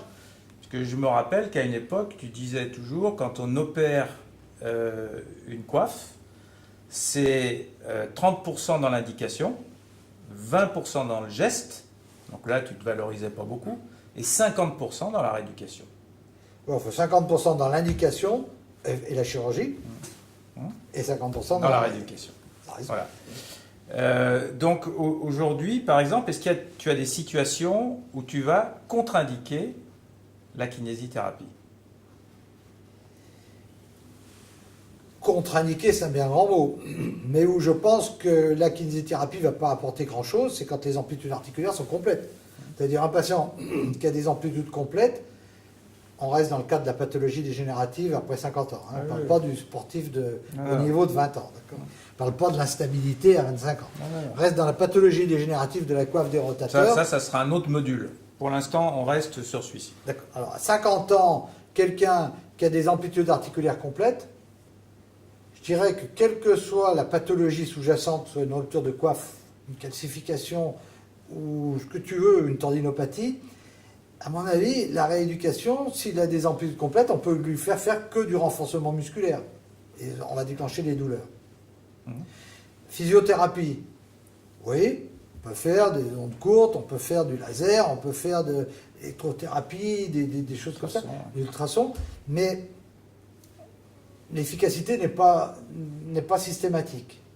Donc, je ne veux pas dire qu'elle est contre-indiquée, que la rééducation est contre-indiquée dans ces cas-là, mais je dirais que j'explique aux gens que on peut essayer de faire de la physiothérapie, si ça le calme, tant mieux, on continuera, si ça ne le calme pas, on arrêtera, ça ne mange pas de pain. Mais que le renforcement musculaire, si les amplitudes sont normales, ce n'est pas conseillé parce qu'il risque de développer une capsulite rétractile à la suite de ça. Le nombre de capsulites qu'on voit, de patients qui se plaignent de l'épaule parce qu'ils ont fait du renforcement musculaire avec le kiné et qui sont raides, elle me conduit à dire non, on ne renforce plus, quand les amplitudes sont complètes, ça ne sert à rien de faire du renforcement musculaire. On ne compense pas une rupture du sous-épineux en renforçant le sous-scapulaire et le sous-épineux. On déclenche une capsulite rétractile avec quelqu'un qui a une rupture isolée du sous-épineux en faisant du renforcement musculaire, ça c'est sûr. Et donc moi j'ai coutume de dire que quand les patients me disent qu'ils vont bien, je leur dis de vouloir faire mieux que bien, c'est pas forcément une bonne idée. Tu as complètement raison. Voilà. Alors, ça ne va pas à l'encontre des kinés, parce que tout ce qu'on sait là-dessus, on l'a appris, nous, grâce aux kinés, et en particulier l'équipe d'Annick Pladel, Jean-Pierre Lyotard à Hauteville, qui nous ont appris tout ça au départ. On ne connaissait absolument pas. On a commencé à hospitaliser nos patients à Hauteville dans les années 80, fin des années 80, parce qu'on ne voulait pas avoir de complications, etc. Et on a peu à peu appris. D'abord, la primeur revient aux amplitudes passives. Quoi qu'il arrive, quoi qu'on fasse, on doit d'abord récupérer le passif. Et ça, c'est pas Annick qui va me contredire. On récupère d'abord le passif, et une fois que les gens ont leur passif, bon, alors à ce moment-là, on fait un peu du réveil musculaire, mais d'abord les amplitudes passives. Alors, justement, en 2, 3, 4 idées, quels sont tes grands principes de rééducation après une rupture de la coiffe? Rupture de coiffe opérée ou non opérée? Opérée. Alors, d'abord, il faut avoir les amplitudes avant l'opération, grand principe, et l'essentiel. 2, en post-opératoire, pendant les 2 premiers mois, pas de mouvement actif volontaire. Je dis aux patients, vous ne pourrez pas utiliser votre bras dans la vie de tous les jours pendant 2 mois, vous ne pourrez pas conduire, pas taper à l'ordinateur, pas dire bonjour, pas couper la viande, pas beurrer les tartines, pas vous laver les dents. Pourquoi? Eh bien parce que tous les petits mouvements actifs de la vie de tous les jours traduisent automatiquement par une contraction des muscles de la coiffe des rotateurs. Et s'ils se contractent les muscles de la coiffe des rotateurs, ils tirent par définition sur la réparation. Or, ce que nous on fait en mettant des fils non résorbables, certes, mais des fils de suture, si tu tires dessus tout le temps, ça ne peut pas cicatriser. C'est comme une plaie, on met des points dessus, si on tire dessus tous les jours, ça ne cicatrisera jamais. Bon. Donc, interdiction de faire des gestes actifs pendant 2 mois après la réparation de coiffe pour protéger la réparation de la coiffe, des tendons qui ont été faits. Si on laisse les gens sans rien faire, complètement immobilisés, ils vont se mettre en raideur et ça va être une catastrophe. Donc, il faut bien leur faire travailler les amplitudes. Donc, on fait des travail passifs. Donc, pendant ces 2 mois, ils n'ont qu'une rééducation qui est passive. Alors, passive, c'est quoi? C'est soit ils s'aident avec l'autre main, principe de la rééducation de Lyotard, soit ils font une rééducation type pendulaire, qui peut aller assez loin quand même, en pendulaire, soit Ils peuvent être aidés par le kiné dans un certain nombre de cas où c'est le kiné qui les mobilise en passif doucement. Et ça, les kinés qui ont l'habitude de ça le font remarquablement bien. Soit ils peuvent être en piscine, parce qu'en piscine, c'est Archimède qui travaille. Donc voilà les 4 types de rééducation passive qui sont autorisés en post-op pendant les 2 premiers mois, avec un objectif quand même précis. Au terme des 2 premiers mois, les amplitudes passives doivent être complètes. Donc, c'est un principe immuable. On demande ça aux patients et au kiné, bien évidemment, si c'est le kiné qui l'a en main. On ne demande pas de faire du réveil musculaire, du renforcement musculaire, c'est purement les amplitudes passives. Au bout de 2 mois, s'il a les amplitudes complètes, en général, en faisant ces exercices d'étirement, il a réveillé ses muscles. Ses muscles sont réveillés. Et je les vois à la consultation à 2 mois, je lui dis, levez le bras. J'ai jamais fait. Levez le bras. Il le lève. La raideur ne vient qu'en passif, elle ne s'installe pas en actif. Donc ça, ce n'est pas un problème du tout. Ils n'ont pas d'atrophie, s'ils ont leurs amplitudes, ils n'ont pas d'atrophie musculaire. Et ils peuvent commencer à s'en servir dans la vie de tous les jours à 2 mois. Donc la vie de tous les jours, conduire, mais sans forcer, sans soulever des charges, sans travailler avec les bras en l'air jusqu'à la fin du 6e mois post-opératoire. Car le temps total de cicatrisation d'un tendon, c'est 6 mois. Pour que ça soit solide. Pour que ce soit suffisamment solide pour pouvoir soulever une charge, tomber dessus ou travailler pendant 1 heure avec le bras en l'air. Donc pendant ces 6 mois, entre la fin du 2e mois et le 6e mois, on leur demande la vie quotidienne, qui va les réveiller et les muscler. On leur demande de nager, c'est un excellent renforcement musculaire qui est très très bon, mais on ne leur demande pas forcément de renforcement musculaire spécifique, statique, dynamique, des rotateurs internes ou externes, etc. parce qu'on va réveiller des douleurs. Et je préfère moi que les gens se remusclent dans leur vie quotidienne, voire dans leur sport quotidien, s'ils ont l'habitude de faire du running, du jogging, ou du vélo, ben, ils le font et ils vont petit à petit se réveiller leurs muscles comme ça. Et là, encore une fois, la natation, s'ils peuvent, c'est l'idéal. Alors là, c'est une question piège. Est-ce que tu as un petit message à faire passer aux kinés? Ah ouais, un gros message. Non. Ouais, Ah, gros message pour les kinés. Votre boulot, c'est les amplitudes passives. C'est-à-dire que la première chose à vérifier chez le patient, est-ce qu'il a ses amplitudes passives? Donc vous le couchez sur la table et vous comparez la mobilité passive des 2 épaules. S'il n'est pas symétrique, il a une raideur, et votre boulot, ça va être de récupérer les amplitudes passives. Et une fois qu'il aura le passif complet, s'il y a un déficit en actif, là on en discute. Soit c'est une rupture de tendon, soit il y a plus qu'une rupture de tendon, il peut y avoir une indication, peut-être un renforcement musculaire, mais il faut d'abord faire un diagnostic. Et en fonction de ce diagnostic, on détermine le meilleur choix thérapeutique, y compris en rééducation du reste. Oui, donc le kiné fait partie intégrante de l'équipe. Voilà. Donc on insiste, on ne peut pas faire sans kiné, hein, c'est sûr. Mais le kiné, il doit, comme le médecin, comme le chirurgien, comme le radiologue, avant de traiter un patient, il fait un diagnostic. Et une capsulite, c'est simplissime à faire. Il n'y a pas besoin d'IRM. Il couche le malade sur sa table, il regarde les amplitudes. S'il n'a pas des amplitudes, il a une capsulite. Il n'a pas une périarthrite, il n'a pas un truc incroyable. Il a une capsulite. Et là, le traitement est simple. On ne fait pas de renforcement musculaire. Tout à fait. Et le rôle des kinés a un peu évolué. C'est-à-dire qu'aujourd'hui, ils sont superviseurs, ils conseillent, parce que c'est très important. Et puis, ils aident les gens à récupérer leurs amplitudes. Alors, parfois, certains kinés sont un peu frustrés parce que la kinésithérapie, c'est manuel, il faut toucher. C'est vrai. Et donc, c'est parfois, pour eux, pas très facile quand même. Non, c'est pas facile du tout, effectivement, pour ceux qui n'accompagnent pas les patients. Parce que tu as dit le mot, ce sont des accompagnateurs. Quand nous, les médecins, on voit le patient, un quart d'heure, 20 minutes en consultation, une ordonnance, et puis ils partent. Et puis on ne va plus les voir pendant 1 mois ou 2 mois. Donc on laisse le malade seul dans son coin, et c'est un abandon pour le patient. Donc d'avoir la chance de pouvoir aller chez le kiné, ça lui permet 3 fois par semaine de parler, d'être rassuré par quelqu'un, puis de vérifier que ce qu'il fait chez lui est correct, pas correct, etc. Et donc ce contact avec le patient 3 fois par semaine ou 2 fois par semaine, vérifier qu'il fait correctement ses étirements, s'il est raide, si c'est une capsulite, vérifier qu'il fait correctement ses étirements, l'encourager à les faire, voir pourquoi, ce qui se passe, s'il a très mal, parce que peut-être qu'il ne les fait pas très bien, etc. C'est un accompagnement. qui est peut-être moins valorisant que de faire du renforcement musculaire chez un champion olympique ou futur champion olympique.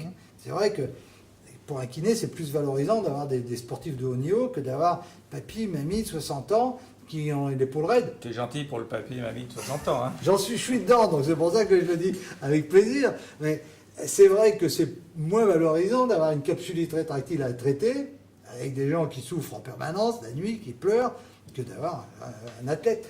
Mais bon, la part de la kinésithérapie ou la part de notre métier, c'est quand même plus souvent d'avoir des gens de 50-60 ans qui sont raides Oui, bien sûr. que d'avoir des athlètes de très haut niveau. Donc, ça fait partie de notre métier et je pense que les kinés ne doivent pas être frustrés. En plus de ça, bien souvent, ils ont tous des problèmes un peu de la colonne. Donc, des massages d'assouplissement de la colonne leur font du bien.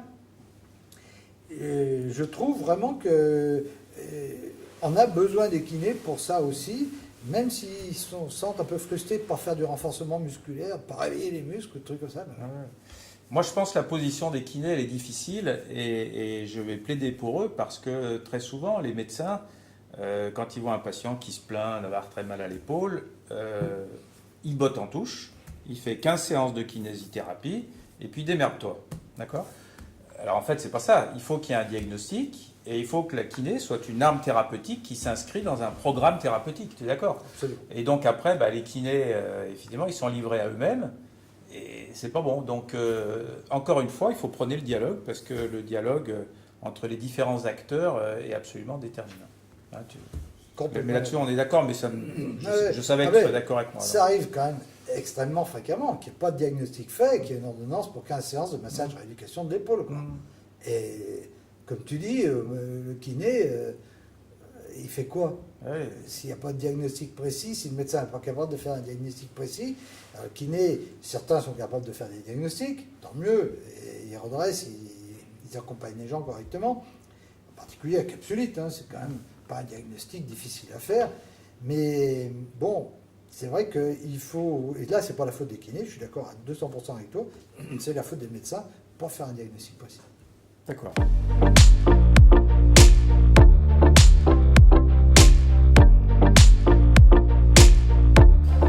Alors, on va parler donc dans ce problème d'épaule douloureuse chronique d'un troisième volet qui est la prothèse. Alors la prothèse a pas toujours une très bonne réputation. En tout cas, quand on la voit de près, comme moi, je ne suis pas du tout d'accord avec ça, et qu'en fait il y a d'énormes progrès grâce à l'utilisation des prothèses. Alors, par exemple, l'autre jour, ma voisine à un médecin qui lui a dit il faut aller vous faire mettre une prothèse d'épaule. Et puis je l'ai croisé là, on discutait là comme ça devant le pas de la porte. Il m'a dit ouais mais bon je suis quand même pas, je sais que vous êtes de la partie, il me semble que vous êtes médecin et tout ça. Je suis pas très emballé pour me faire opérer parce que j'ai vu l'autre jour à l'anniversaire de ma petite fille mon beau-frère qui m'a dit que oulala les prothèses d'épaule ça marche pas, c'est pas au point. Qu'est-ce que t'en penses? C'est trop récent. Oui, alors les premières prothèses d'épaule, c'est 1951 quand même. Hein. Ah ouais. Charles Neer aux États-Unis, 1951, c'était sur fracture. D'accord. Donc 51, 72, il a fait un énorme article dans le JBJS, une revue internationale, sur 250 cas de prothèse totale d'épaule pour arthrose. Donc, prothèse totale d'épaule pour arthrose, ça date de 1972, déjà la première publication. Et puis depuis, ça n'a pas cessé et les améliorations ont été permanentes. Il y a eu d'abord les meilleures codifications de ces indications de prothèses anatomiques, puis on a appris les limites des prothèses anatomiques, les échecs des prothèses anatomiques, il n'y a pas de coiffe, ça ne marche pas. C'est quoi une prothèse anatomique? C'est une prothèse qui ne fait que remplacer la tête de l'humérus et la glène, et qui ne peut fonctionner que si la coiffe des rotateurs est intacte. Et on s'est rendu compte que les prothèses anatomiques, dans un certain nombre de cas, ne marchaient pas, et en particulier quand il y a une rupture de coiffe, ça ne marche pas. Quand il y a une instabilité de la tête humérale antérieure ou postérieure, ça ne marche pas, parce que cette instabilité n'est pas corrigée par la prothèse anatomique. Et parallèlement avec cette leçon, ce qu'on apprenait, cette learning curve, cet apprentissage qu'on a eu des bonnes indications et des contre-indications des prothèses anatomiques, et bien est arrivée peu à peu la prothèse inversée, qui est une prothèse alors un petit peu différente, où on met la boule de la tête humérale, on la met du côté de l'omoplate, et au niveau de l'humérus, on met une partie concave. Donc on inverse ce système entre la glène et l'omoplate. Et cette prothèse a été mise au point par un chirurgien français, et là il faut quand même ne pas hésiter à faire cocorico un peu, parce que c'est un chirurgien français qui l'a développé, c'est le professeur Gramont, qui était à l'époque chirurgien à Dijon, qui est maintenant malheureusement décédé. Oui, c'était un Lyonnais quand même. C'était un Lyonnais, d'origine de chez M. Triard, c'était un élève de M. Triard, qui était parti à Dijon pour être nommé professeur à Dijon. Et donc, il a mis au point cette technique et cette prothèse à laquelle je reconnais que beaucoup de chirurgiens, dont moi au début, on n'a pas cru. On a dit, prothèse inversée, ça fait longtemps qu'il y en a qui ont essayé, ça ne marche pas. Ben si, le concept que Paul Gramont a dessiné, et avec une médialisation du centre de rotation, s'est avéré être un excellent concept. Et depuis, ça veut dire quoi, là, une médialisation du centre de rotation? Ça veut dire qu'on met la boule au niveau de la glène, Ouais. mais on ne reproduit pas le système de la hanche avec une boule loin de l'ancrage. On met la boule véritablement au contact de la glène, donc dans l'ancrage. Donc le centre de rotation de l'épaule, pour lever le bras, est dans l'os et pas dans la prothèse. Voilà.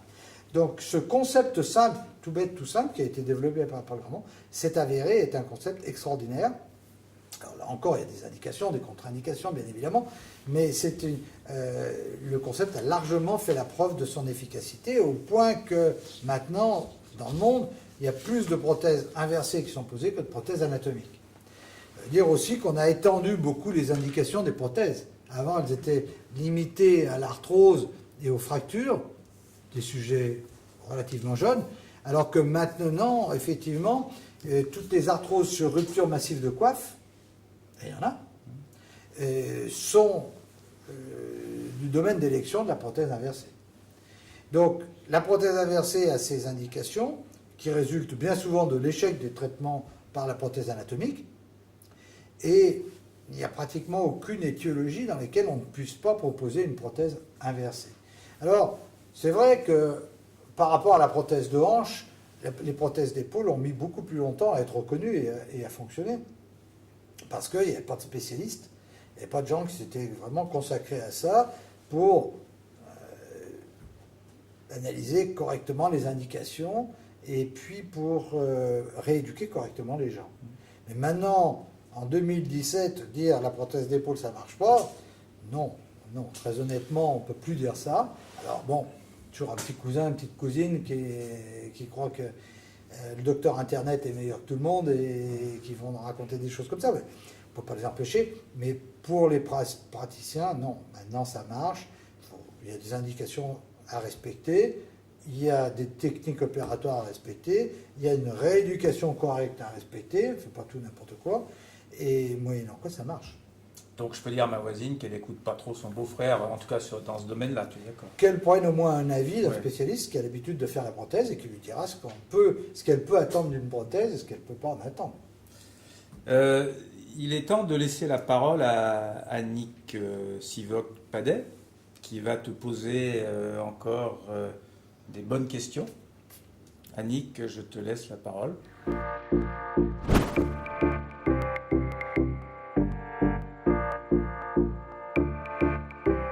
Donc nous avons deux principaux types de prothèses, la prothèse anatomique et la prothèse inversée. Est-ce qu'il y a une différence dans la prise en charge en rééducation? Oui, il pourrait éventuellement exister une différence de prise en charge si la prothèse inversée est faite en l'absence de rupture, en l'absence de sous-scapulaire. Puisque quelquefois le sous-scapulaire est présent, quelquefois il est absent.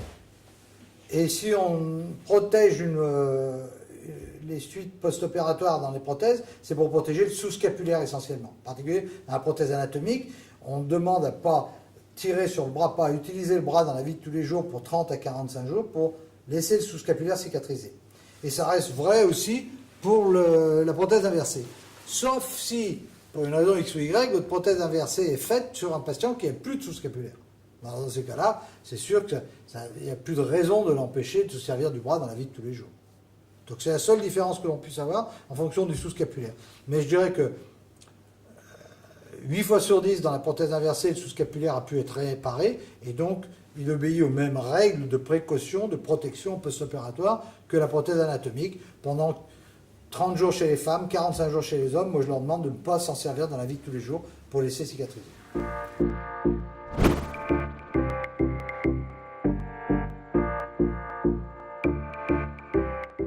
L'articulation gléno-humérale est par principe instable.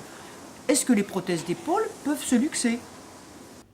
Alors la luxation de prothèse, oui bien sûr, hein, je veux dire comme toutes les épaules, une prothèse, qu'elle soit anatomique ou qu'elle soit inversée, elles peuvent se luxer, ça fait partie des complications. Je dirais même que dans la prothèse inversée, c'est la complication numéro 1, avant les histoires infectieuses. Et bon, on a mieux analysé ça, on sait pourquoi les prothèses inversées peuvent se luxer, c'est en particulier lorsque l'on ne reproduit pas une bonne longueur sur l'humérus, eh bien le deltoïde n'est pas assez tendu, et une prothèse inversée sans la tension du deltoïde, eh bien ça ne peut que se luxer. Donc oui, les prothèses d'épaule anatomiques et inversées peuvent se luxer, et il y a des précautions à prendre lors de l'intervention chirurgicale pour que ça ne se luxe pas. Et puis il y a des précautions à prendre en post-opératoire, protection du sous-scapulaire, pour que ça ne se luxe pas, parce que prothèse sans sous-scapulaire, il y a un risque d'instabilité aussi bien dans les prothèses anatomiques que dans les prothèses inversées. Alors, concernant les prothèses, moi j'ai encore une fois une question qui parfois peut être un peu problématique. Tu nous as dit que la prothèse anatomique marchait bien quand il y avait des bons tendons. D'accord ? Et des bons muscles. Et des bons muscles. Après 70 ans, les tendons et les muscles sont quand même moins bons.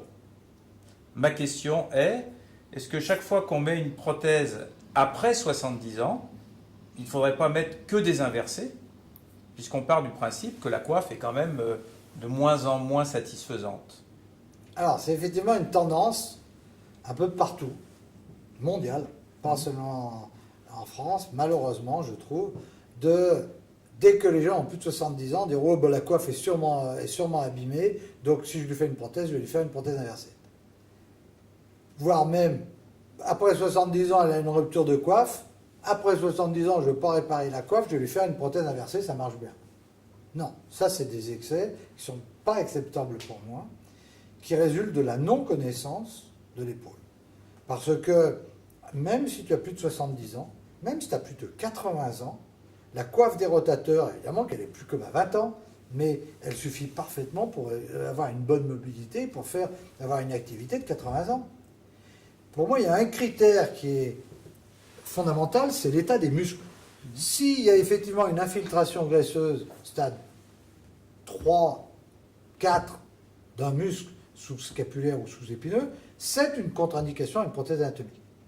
Mais une petite infiltration graisseuse de stade 1 chez une mamie de 80 ans, pour moi, c'est absolument pas une contre-indication de prothèse anatomique.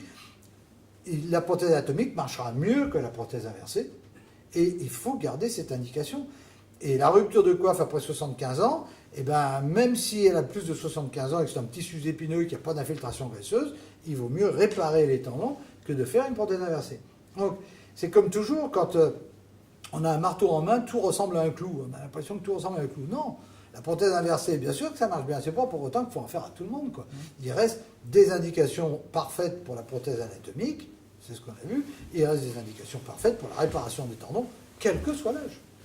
Hors de question de dire on fait systématiquement une inversée parce qu'il y a plus de 70 ans. Peut-être un bémol sur les fractures. Parce qu'effectivement, dans les fractures, chez les gens de plus de 70 ans, les prothèses anatomiques ont un taux d'échec relativement important du fait d'un manque de cicatrisation, de consolidation du trochiter. Et effectivement, une prothèse anatomique après 70 ans a des résultats quand même qui ne sont pas très bons, 50% d'échec quand même, à cause de cette consolidation du trochiter. Et là, c'est vrai que dans ce cadre-là, les prothèses inversées sont justifiées à cet âge-là pour les fractures comminutives, bien évidemment, qui sont de vraies indications de prothèse. Donc oui, pour dire que la prothèse inversée a remplacé véritablement la prothèse anatomique après 70 ans dans les fractures. Non pour la pathologie de la coiffe des rotateurs ou la pathologie de l'arthrose. Alors sur la coiffe, bon, tu nous as dit stade 3-4, prothèse inversée. Oui. Stade 1 de dégénérescence graisseuse, prothèse anatomique. Et le Oui. stade 2, tu ne m'as pas dit. Eh ben, c'est selon. C'est selon. Ça dépend un peu de l'âge du patient, ça dépend de sa motivation, ça dépend de quel muscle a l'infiltration. Si c'est le sous-épineux, ça m'inquiète pas trop. Si c'est le sous-épineux qui a un très bon petit rond, ça passe. Mais si c'est le sous-scapulaire qui est stade 2, je suis plus embêté, parce qu'il n'y a pas tellement de muscles pour compenser. Donc, stade 2, d'abord, est-ce que tu appelles la même chose à stade 2 que moi, ce que j'appelle à stade 2 ? Pas sûr. Stade 2 est toujours un peu discutable. C'est du reste pour ça que quand on est assis entre deux chaises, ça veut bien dire ce que ça veut dire. À stade 2, on est assis entre deux chaises, et bien, on peut faire basculer d'un côté ou de l'autre. Donc ça conforte encore l'idée qu'il faut faire un diagnostic aussi précis que possible. Et c'est là, dans ces indications, que l'imagerie de deuxième intention a une place déterminante. Parce que c'est vraiment... Et là, le radiologue a quelquefois plus d'expérience que le médecin, bien évidemment, pour juger d'un stade 1, stade 2, stade 3, stade 4. Et là, le radiologue, même quelquefois, le radiologue peut voir l'infiltration graisseuse qui n'est pas forcément vue par le médecin, voire par le chirurgien. Donc, là encore, nécessité vraiment de collaboration interdisciplinaire. Alors, je voulais te poser aussi une question sur les prothèses anatomiques. Quand on met en place une prothèse anatomique, donc on a compris, c'est par exemple l'arthrose sans rupture de coiffe, c'est la meilleure indication, on est d'accord. Et on a coutume de dire que pour mettre une prothèse anatomique, il faut avoir un bon stock osseux sur la glène. D'accord ? C'est une pathologie qui évolue lentement, mais est-ce qu'à force d'attendre, de repousser l'échéance, on ne risque pas d'arriver trop tard en disant bah, ça devient plus compliqué parce que la glène est trop usée, etc. Donc ça, c'est un message pour les médecins en particulier. Est-ce qu'il y a un moment où il faut dire bon, allez, il ne faut plus attendre ? Alors, tu as parfaitement raison. Il y a deux éléments pronostiques. C'est un, l'usure progressive de la glène. Deux, la coiffe. Tu peux développer petit à petit une rupture de coiffe et une infiltration graisseuse qui feront basculer dans les deux cas de figure de la prothèse anatomique à la prothèse inversée. Alors on pourrait dire, c'est pas un drame, la prothèse inversée de nos jours, elle a des résultats qui sont très bons. Oui, mais qui sont jamais aussi bons qu'une prothèse anatomique. Donc, tu as raison. Il y a un moment donné où il faut arrêter peut-être, il n'y a plus lieu d'attendre. Et on avait lieu d'attendre ou de refroidir un peu les patients. Pourquoi ? Parce qu'on disait, écoutez, les résultats ne sont pas extraordinaires. Alors, vous levez encore le bras comme ça, bon, tant que vous supportez, restez comme vous êtes. Parce que les résultats qu'on proposait n'étaient pas fabuleux. Et c'était logique. Et maintenant qu'effectivement on peut proposer pratiquement à 98% de récupérer une mobilité subnormale, il n'y a plus lieu effectivement de faire attendre ces gens sans s'étendre, de les infiltrer en leur disant tendance, pas encore bien au point, machin, etc. Non, il n'y a plus de raison, une bonne arthrose, plus d'effacement complet de l'interligne articulaire, et ça ne va pas s'améliorer tout seul. Les patients forcément sont limités et souffrent. Pour moi, l'indication, effectivement, doit être chirurgicale.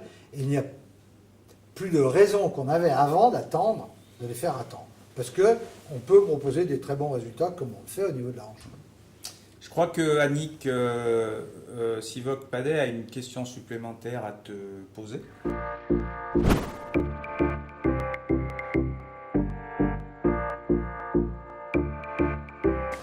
L'évolution de la capsulite rétractile est longue. Alors pourquoi ne pas les opérer, par exemple avec une arthrolyse, comme c'est le cas pour les autres articulations ? Très bonne question. Très bonne question, effectivement. Parce que les arthrolyses du genou, c'est vrai que on n'hésite pas, quand on a une raideur du genou post-opératoire, à proposer une arthrolyse. Tout au moins, quand je faisais des chirurgies du genou, c'était ça. Alors l'épaule, c'est pas pareil. Pourquoi ? Parce que toute raideur de l'épaule est une algodystrophie en puissance. Complexe Regional Pain Syndrome. Je ne sais pas si vous parlez encore en termes de rhumatologie, si vous employez encore l'algodystrophie ou si vous avez passé ces nouveaux concepts, mais toute épaule raide est une pathologie qui n'est pas que mécanique. Il y a derrière un phénomène cutané, tendineux. Vous pouvez avoir une peau qui est très brillante, qui traduit des phénomènes inflammatoires qu'on n'aime pas du tout. Il y a une atrophie musculaire.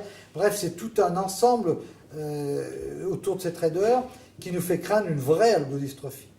Et quand on a un patient qui a une raideur, on essaye à tout prix d'abord de calmer ces phénomènes inflammatoires, et on a l'impression que c'est plus en les laissant au repos qu'on y arrive, et de les opérer même sous arthroscopie, on risque, pas 100%, c'est jamais 100% en médecine, mais on risque de remettre le feu à la maison, voire d'aggraver ce phénomène d'algodystrophie, faire flamber l'algodystrophie et de se retrouver avec un vrai tableau algodystrophique avec des douleurs épouvantables. Donc, pour éviter ce risque, qui est important, eh bien, on préfère calmer le jeu et faire des exercices d'étirement. Il y a une autre réponse, c'est de dire que quand on peut arriver avec des bons étirements, avec une bonne rééducation, à récupérer les amplitudes, c'est toujours mieux que de les opérer, voire de les réopérer.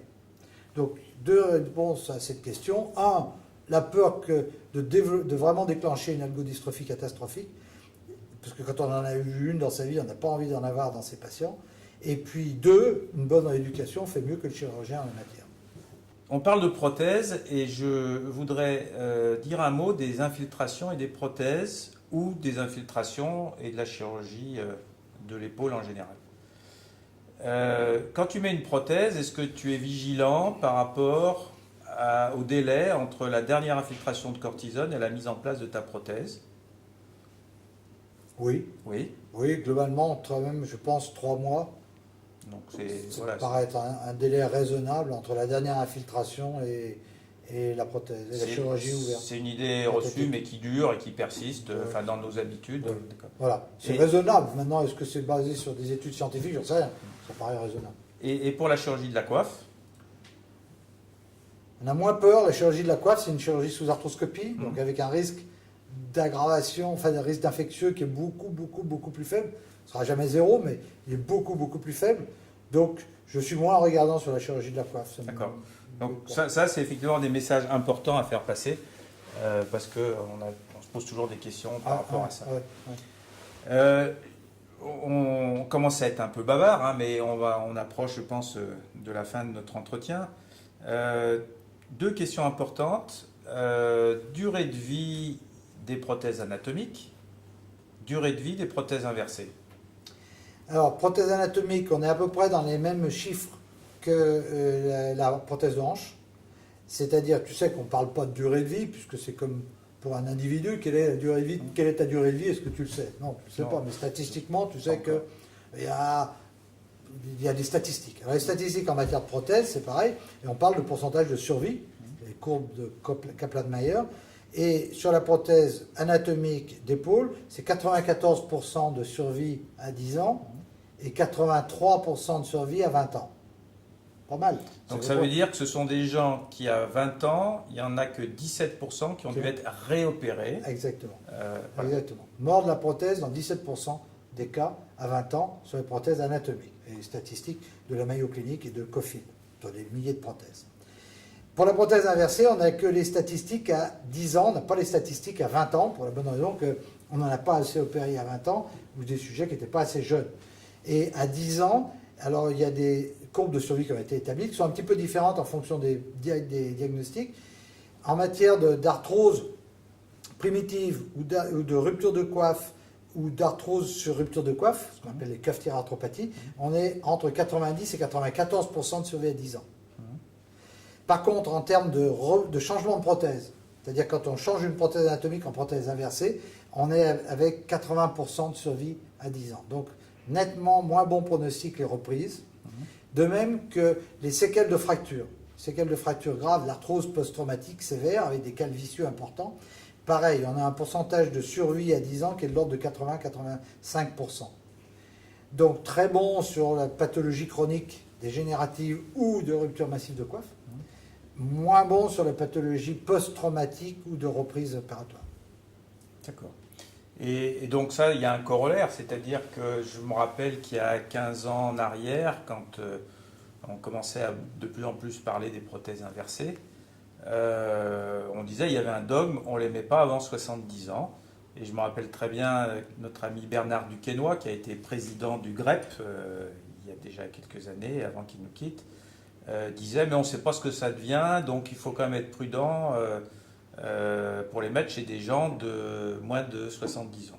Alors il ne faut pas dire qu'il faut les mettre chez des gens de moins de 70 ans systématiquement, mais par exemple, toi tu as eu des indications chez des gens bien plus jeunes, parce que en disant que c'est maintenant qu'ils ont besoin de leur épaule et pas dans 10 ans.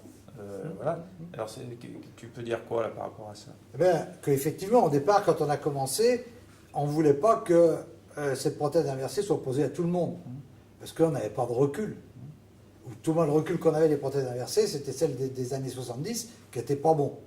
Donc, il fallait quand même une certaine dose de prudence, et notamment dans les congrès, on disait toujours, pas avant 70 ans, on réserve ça aux personnes âgées.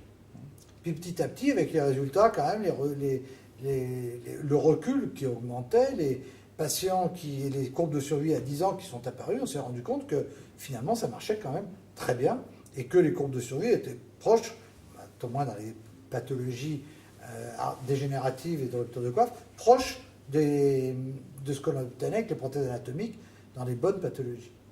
Donc peu à peu, on s'est libéré, et puis on s'est rendu compte que dans un certain nombre de cas, la polyarthrite rhumatoïde, les tumeurs, les séquelles graves de traumatisme, les prothèses anatomiques ne donnaient pas de bons résultats. Parce que dans la polyarthrite rhumatoïde, par exemple, on a des ruptures de coiffe à 10 ans qui sont très fréquentes. Donc, peu à peu, tous nos échecs de prothèses anatomiques ont été peu à peu remplacés par les indications de la prothèse inversée. Alors qu'on a fait au début avec prudence, notamment dans les tumeurs, et quand tu as un chondrosarcome de grade 2 ou 3 chez quelqu'un de 20 ans, que tu enlèves toute l'extrémité supérieure du l'humérus, si tu lui fais une prothèse anatomique, tu sais qu'il ne va pas lever le bras. Tu lui fais une prothèse inversée avec beaucoup de précautions en lui expliquant tout, mais il va avoir une vie quotidienne normale. Il ne va pas faire du sport, des tas de trucs qu'on va lui interdire, mais il aura une vie quotidienne normale. Donc, comme tu dis, on a souvent besoin de son bras à 20 ans, à 30 ans, à 40 ans, et pas seulement à 70 ans. Donc, maintenant, pour moi, quel que soit l'indication, quel que soit l'âge, si l'indication de prothèse anatomique n'est pas bonne, ou je sais que je ne veux pas avoir un bon résultat, eh ben, j'explique aux gens que oui, on peut faire une prothèse inversée, avec des limites, qu'il faudra qu'ils respectent les limites et qu'ils ne rejouent pas au rugby avec leur prothèse inversée, mais qu'ils auront une qualité de vie qui sera très correcte avec une prothèse inversée, même à 50 ans. Oui, puisqu'on demande à une prothèse qu'elle soit inversée ou anatomique, c'est à un moment donné d'être fonctionnelle, et on sait très bien que 20 ans après, l'exigence fonctionnelle ne sera pas la même. Donc même si la prothèse est moins performante, entre guillemets, elle peut être tout à fait suffisante par rapport aux aspirations du patient à ce moment-là. Absolument. Donc c'est pour ça que ce n'est pas la peine de jouer la montre sans arrêt.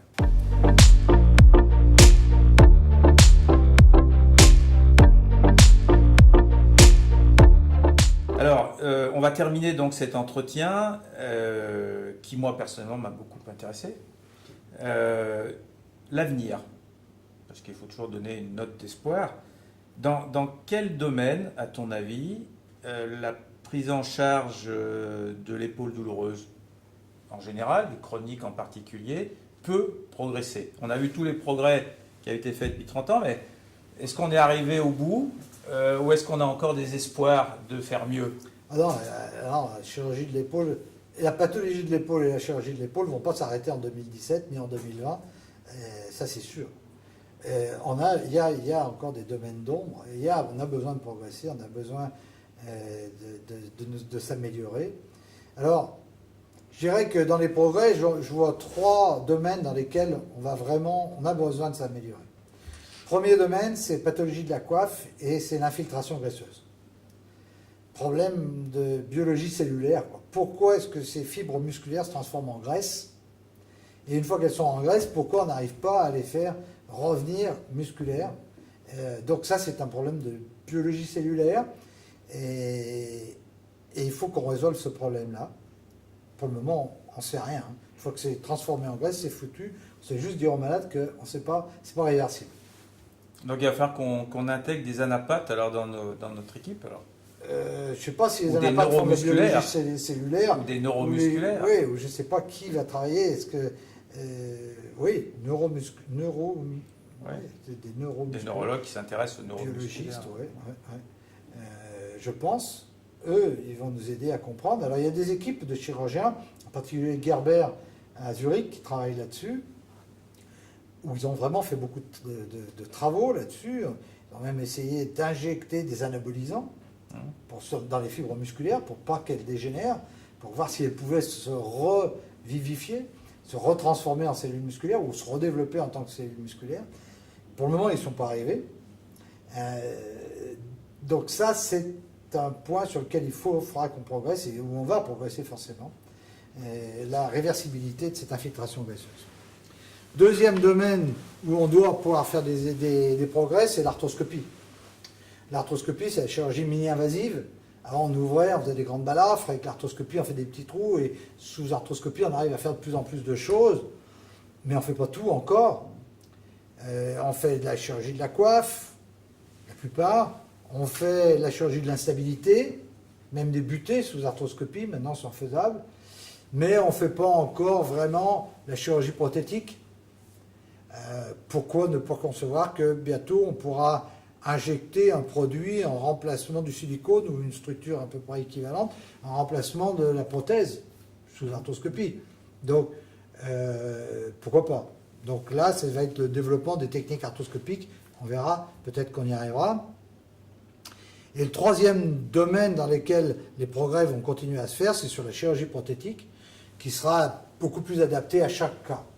Grâce à quoi? Grâce aux reconstructions 3D et grâce aux imprimantes 3D. C'est une révolution véritablement dans la chirurgie prothétique, pas seulement à l'épaule, mais également dans toutes les articulations, même au niveau de la colonne. Le 3D nous permet d'aborder la chirurgie sous un angle prothétique, sous un angle complètement différent. L'adaptation de la prothèse à chaque individu, c'est-à-dire qu'on est capable de faire une reconstruction 3D des épaules avant d'opérer sur la base d'un simple scanner, tout bête, tout simple, et on peut faire bouger cette épaule en 3D sur l'ordinateur. On peut remplacer l'articulation en 3D sur l'ordinateur avec une prothèse adaptée qui va exactement au patient. Et on peut tester le range of motion, c'est-à-dire l'amplitude de mouvement, avec la prothèse sur l'ordinateur. Et si c'est pas très bien, hop, on modifie un petit peu, on adapte, on change un peu, on change la rétroversion, l'inclinaison, la taille de la prothèse, jusqu'à ce qu'on arrive à avoir le mouvement parfait. Et donc, cette ouverture sur les imprimantes 3D et la chirurgie, les reconstructions en 3 dimensions, c'est énorme. C'est énorme parce que au lieu d'apprendre à poser une prothèse sur chaque patient, eh bien, on apprend à la poser sur ordinateur. Et on apprend, moi j'apprends encore tous les jours, quand je pose mes prothèses, quand je fais ces prothèses sur tous mes patients, en préopératoire, je fais une planification en 3 dimensions et j'apprends exactement à poser la prothèse pour obtenir des meilleurs mouvements.